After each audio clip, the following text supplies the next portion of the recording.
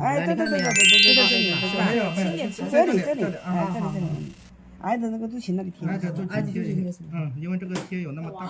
这个小孩子过来就诊的原因主要是咳嗽、出虚汗，他一般是早上和晚上咳，然后只有你查了是阳性，而且指标会比较高，所以2个礼拜的阿奇没有什么效果，还是晚上跟早上咳。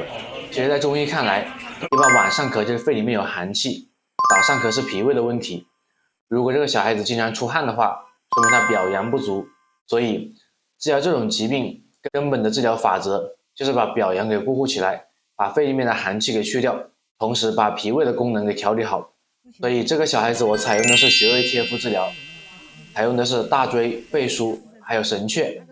大椎的话用的是桂枝附子汤，把表阳给固护住。神阙的话，我用的是健脾消食的一些丁香、麦芽、山楂、茯苓等。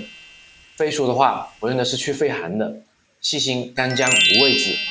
因为每个小孩子的体质它不一样，所以小孩子生病、感冒、咳嗽，我们采用的是一人一方穴位贴，辨证论治才是最精准的。